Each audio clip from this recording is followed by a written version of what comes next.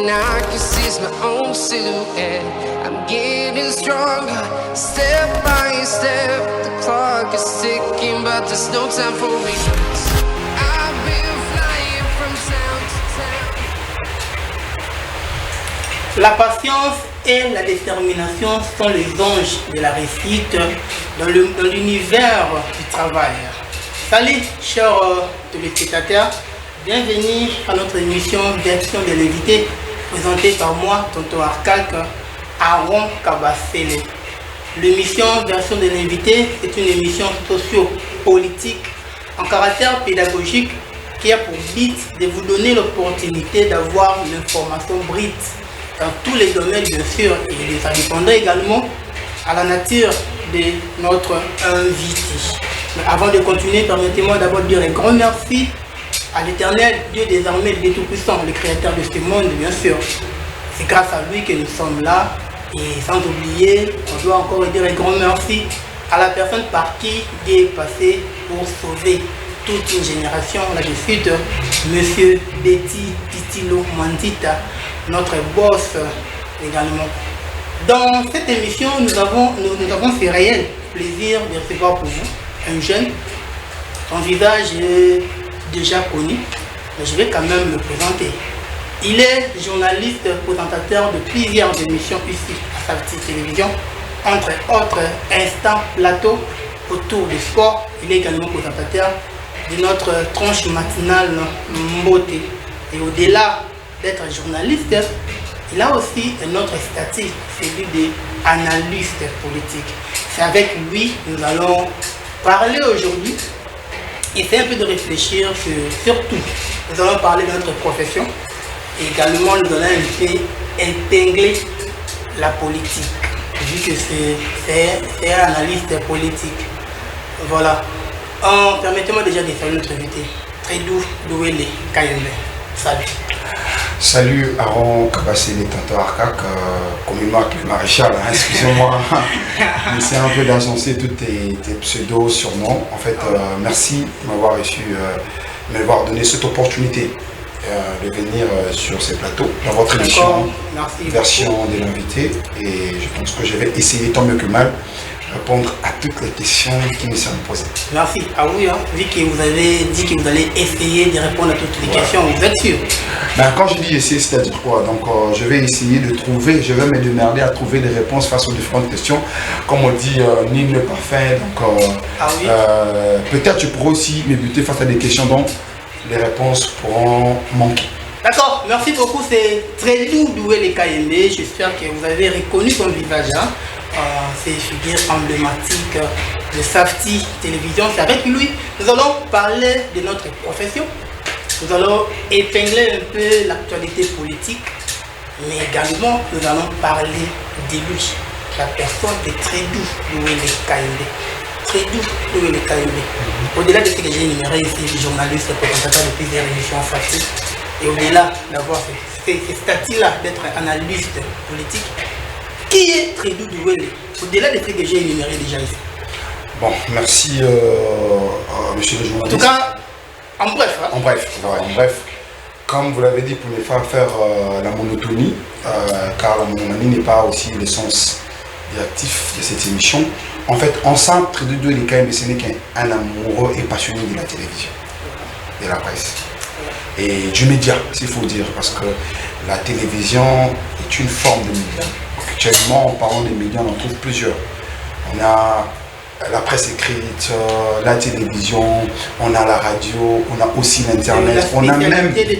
Voilà, ben, ma spécialité, c'est parce que, comme vous l'avez énuméré tantôt, je suis journaliste, c'est-à-dire quoi? On ne forme pas journaliste. Un journaliste, c'est pas celui qui doit comment passer à la télévision. Là, on va en parler. Tu me donnes déjà la matière. Voilà, la matière. Voilà. Un journaliste, c'est toute personne qui... Laisse-moi quand même te poser encore quelques questions sur vous. Voilà. Douele Kayembe, marié ou célibataire? J'allais arriver par là. Douele Kayembe, c'est un simple jeune journaliste célibataire, mais on voit de devenir marié. Donc si je comprends bien, très doux Douele Kayembe, c'est un cœur à prendre ou c'est un cœur pris? Ben, jusque là, je suis perdu entre je sais pas trop est-ce que c'est un cœur à prendre ou un cœur à prendre. Ce qui est sûr, je suis occupé. Mais vraiment, pas d'une façon officielle, pour ne pas être ignorant, pour ne pas être méchant pour ceux qui me suivent. Quand même, je suis occupé. Voilà, je suis occupé. Bon, d'accord, Madame Trébu. Madame Trébu, coucou à toi. Voilà, en quelque sorte, c'est un peu ça. Je suis au niveau des cahiers des journalistes. Mais au-delà d'être journaliste, les gens doivent aussi essayer un peu de comprendre que j'ai longuement pratiqué le sport, le volleyball. Parce que j'ai été joueur actif au niveau du volleyball durant 10 ans. D'accord, c'est bien déjà. Et permettez-moi de te poser des questions. Je sais que tu es journaliste, je ne vais pas te donner le temps de beaucoup parler, hein, parce que tu risques de me voler la vedette. Voilà. Tu as tout ton temps. Très doux de KMB, études faites. Alors, déjà, ce qui est sûr, je ne me suis pas improvisé journaliste. Il y a des gens qui font le journalisme et il y a d'autres qui sont journalistes.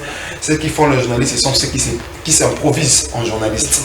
C'est-à-dire qu'ils se réveillent un bon matin sans avoir aucune formation et puis du coup, ils deviennent journalistes. Et la petite chance que j'ai, c'est d'avoir fait des études en journalisme, c'est-à-dire que je suis gradué en sciences de l'information et de la communication en SIC. Donc, Université de Kinshasa et Faculté des Lettres, Faculté des Lettres et Sciences Humaines, département, voilà, département des SIC, donc des sciences de l'information et de la communication. Du coup, vous allez vous poser la question, à l'UNEKIN, le diplôme de graduat n'est pas vraiment, excusez-moi, c'est considéré, parce que les gens pensent que pour être gradué, il faut seulement défendre. Mais non, c'est une promotion, mais quand même, c'est le fait qu'on présente l'étude, le travail de fin de cycle qu'on appelle TFC, c'est ce qui m'a donné le titre académique d'un journaliste. Pourquoi? Au premier cycle à l'université des lettres, on forme tous les étudiants d'ici comme des journalistes. Pour preuve, tous les cours à grande pondération, ce sont des RTV et tout ça. Mais ce qui est sûr, en L2 au deuxième cycle, j'ai essayé un peu, je n'ai pas voulu me laisser claustrer dans le journalisme, mais quand même j'ai essayé de trouver d'autres chemins, essayer d'éviter la grève. J'ai fait la communication des organisations, donc pour vous dire que je ne suis pas un journaliste improvisé, j'ai un diplôme en journalisme. Si je comprends bien, vous avez un titre de graduat en SIC, et puis un diplôme de licence en communication des organisations. Voilà, en SIC. Voilà, c'est ça. Et voilà, étudiant, et quelle est ta plus grande déception? Voilà. En tant qu'étudiant, pendant ton parcours à l'université, qu'est-ce que tu as rencontré pendant que tu es étudiant? Jusqu'à aujourd'hui, tu continues à regretter, à Seigneur. Pourquoi seulement c'était moi?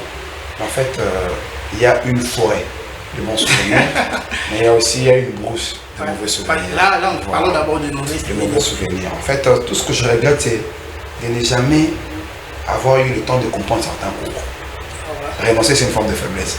Il y a certains cours à l'époque que je m'étais dit que j'ai compris leur sens qu'après les études.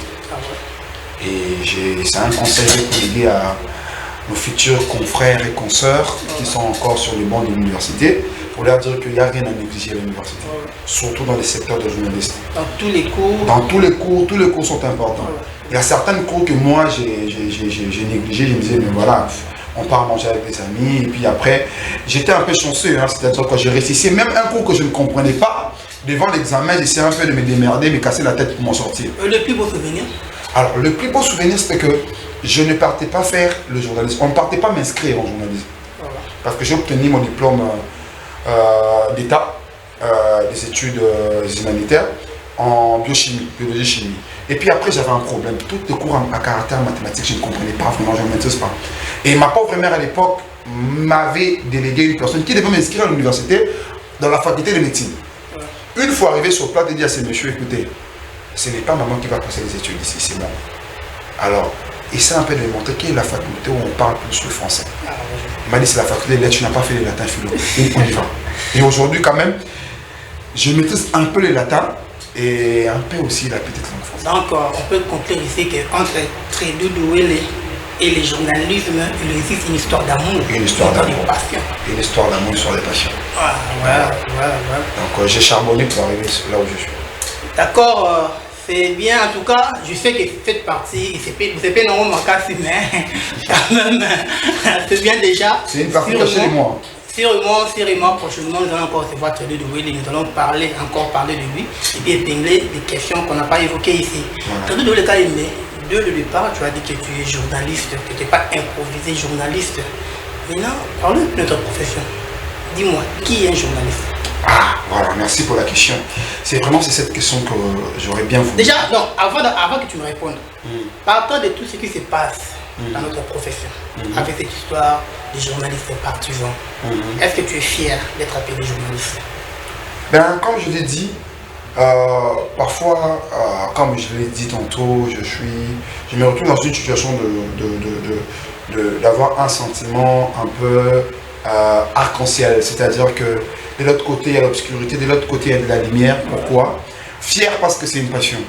Voilà. Un peu triste parce que ces métiers aujourd'hui, c'est un métier qui donne l'opportunité à toute personne de s'improviser pour être ce qui essaie un peu de déséquilibrer la personnalité et la considération d'un journaliste ou du journalisme ici.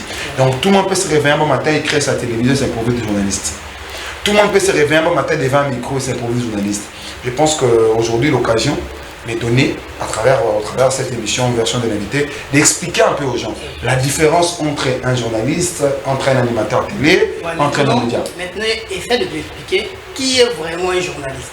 Voilà, on va dire, selon la définition générale, un journaliste c'est celui qui a un diplôme ou celui qui exerce le métier d'un journaliste ou entre autres celui qui gagne de ces métiers-là. Mais on va dire sur le plan pédagogique ou intellectuel, étymologique, un journaliste n'est qu'un docteur de l'information. C'est pareil. On devait faire informacologie peut-être. Parce que les communicologues, on les appelle, ceux qui sont experts en communication, on les appelle des communicologues. C'est-à-dire quoi? Ils maîtrisent la communication dans l'entièreté. Quand on dit communicologue, log c'est la science ou c'est l'expérience. Communication c'est la science, c'est la transmission des échanges.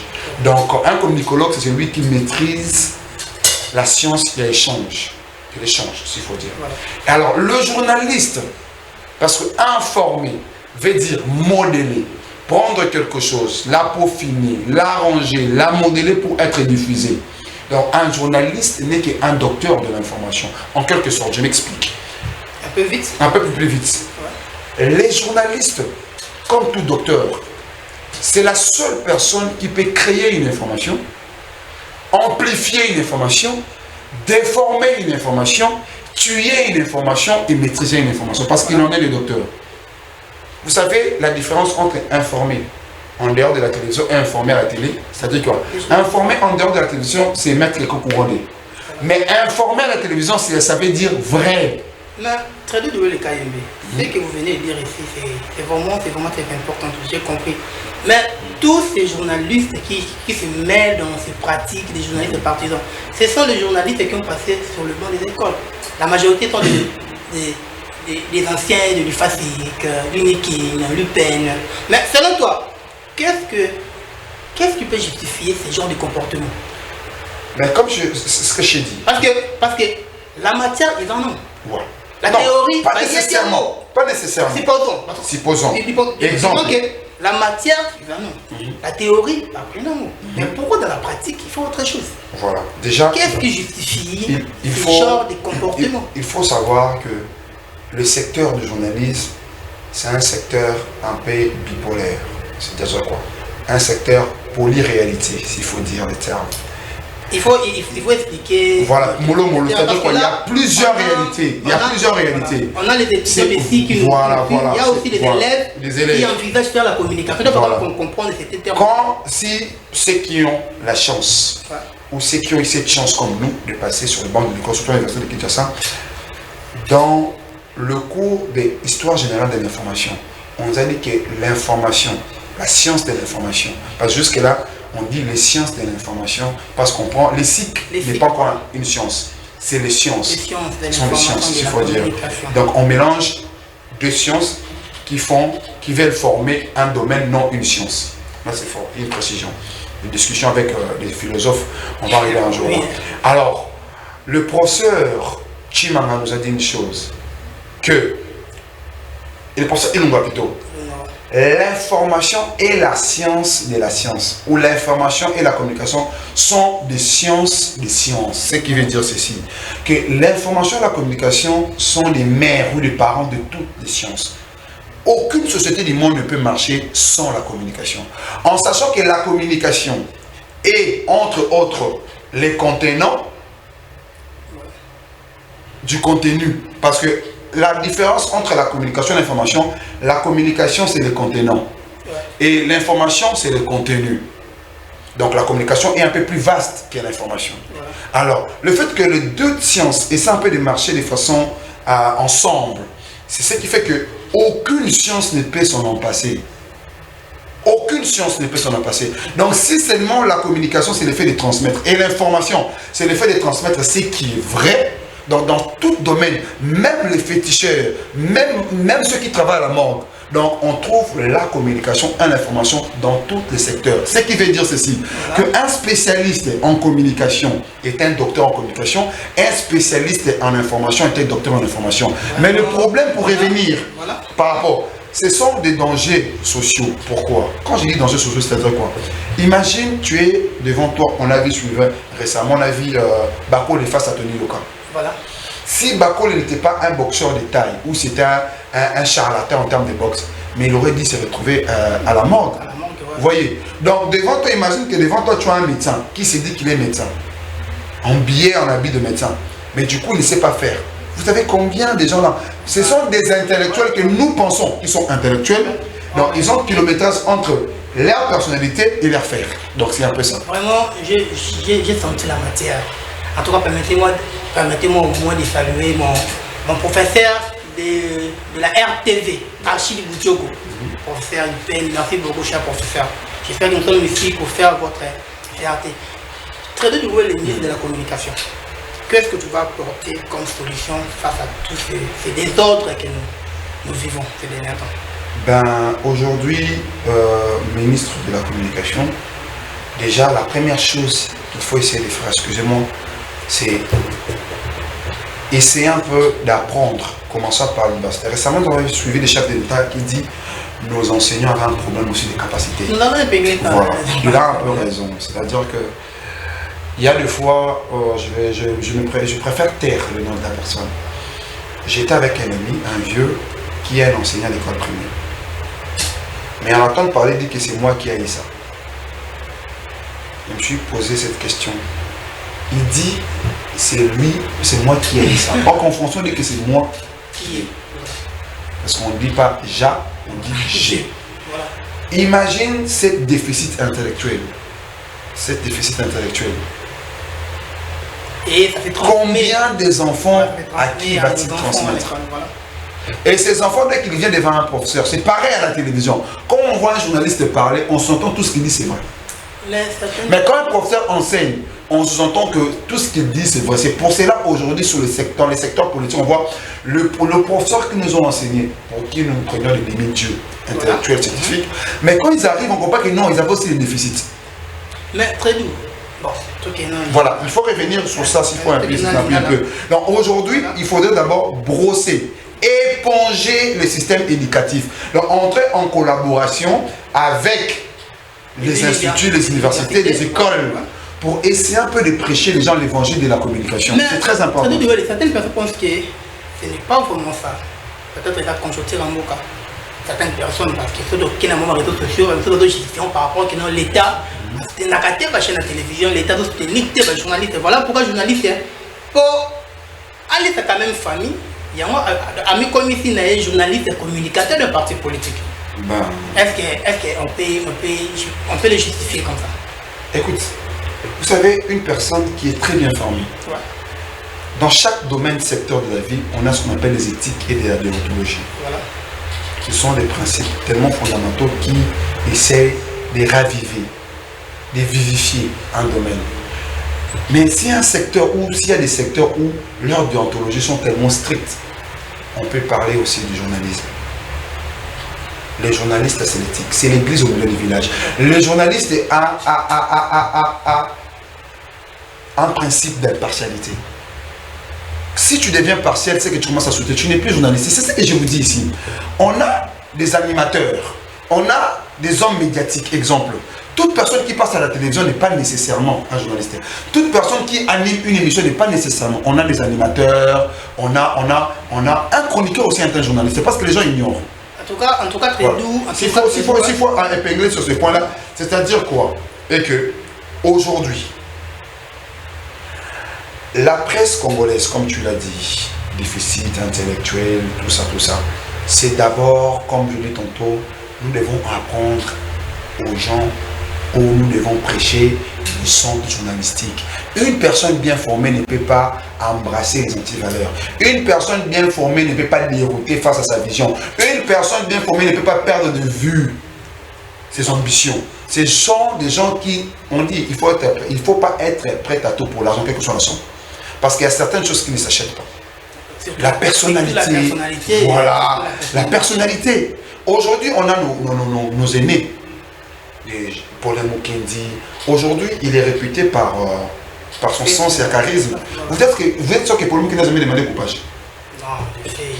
Voilà. Mais quand même, il a essayé de tracer par Pimbom. Voilà.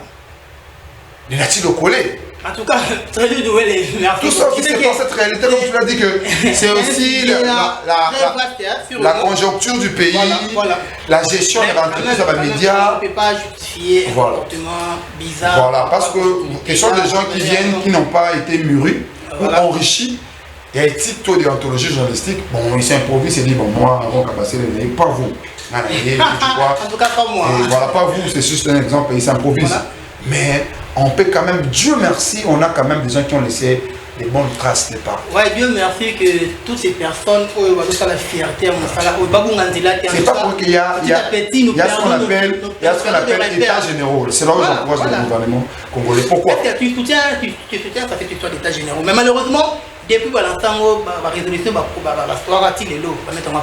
là, ça engage que le ministère. Alors pourquoi le faire? Et pourtant, c'était une bonne initiative. Pourquoi? Parce que ça devrait nous aider. Aujourd'hui, des chaînes de télévision poussent comme des champignons. Voilà. Semblable à l'architecture de la ville Kinshasa. Je pense que dans 50 ans ou dans 20 ans, Kinshasa sera comparé. Le niveau de la construction de Kinshasa, c'est semblable aussi au niveau de la chaîne. On en a, imaginez-vous. Et puis d'ailleurs, il y a d'autres chaînes, ils ont créé par professionnels et médiatés. Entre 2015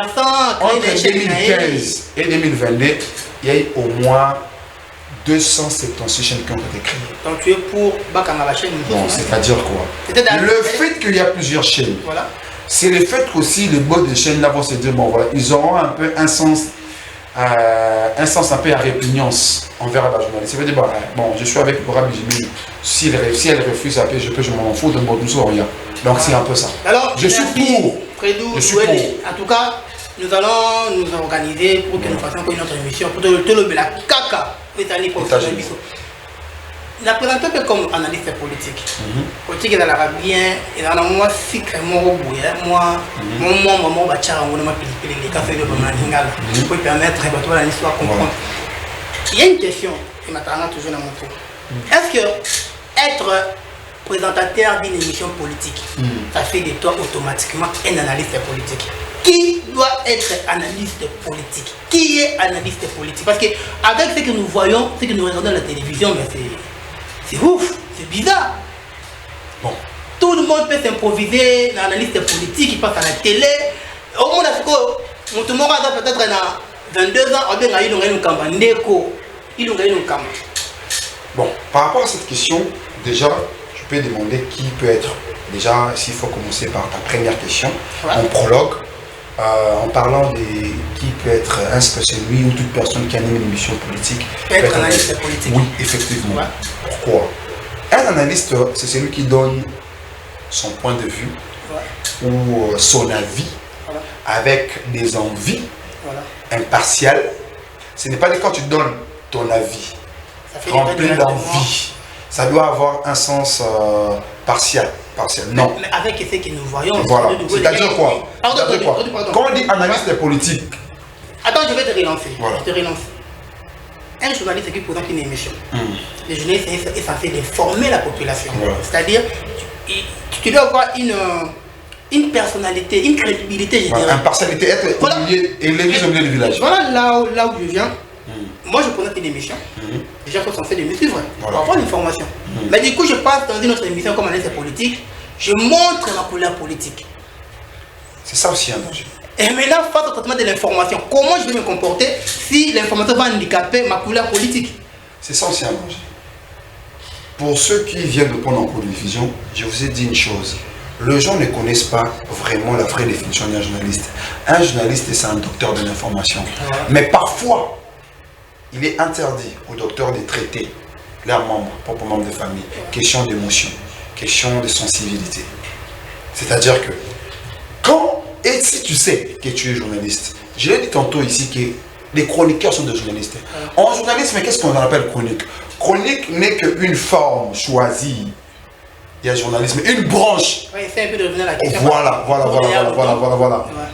Un journaliste qui anime une émission politique, il doit être impartial.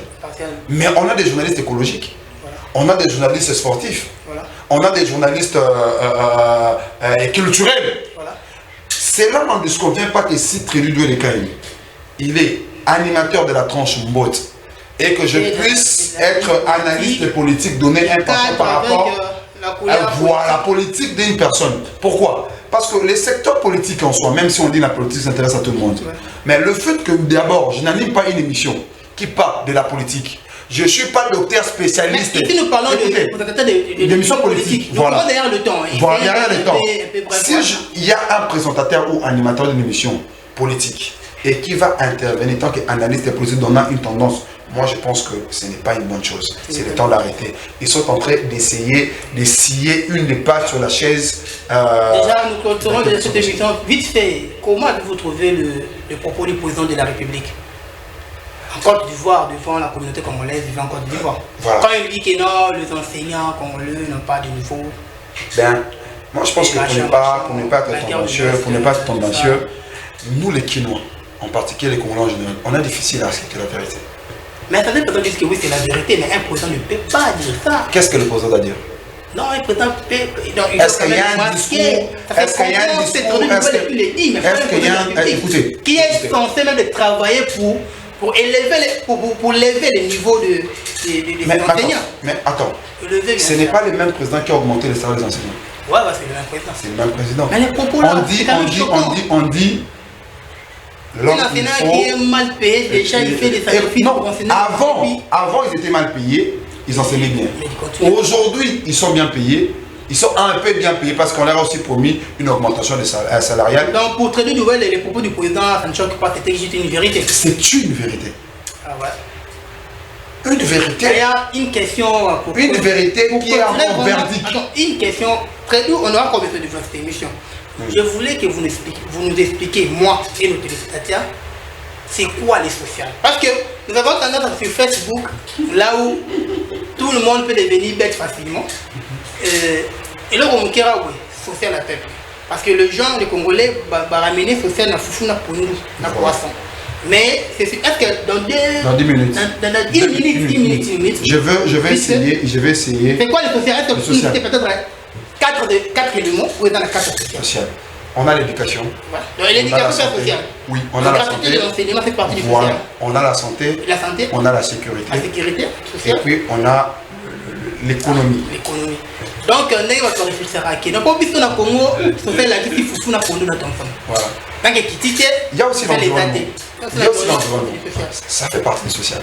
Ça, ce sont des notions à expliquer aux gens parce que nous devons faire les choses autrement. Parce qu'aujourd'hui, un exemple. C'est qui adore l'Europe.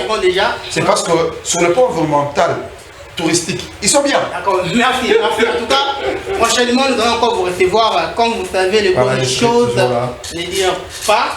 Merci de nous avoir suivis. C'était la version télévisée présentée par Aaron Kabassé, le comptoir 4. Restez bien chez vous et à la prochaine.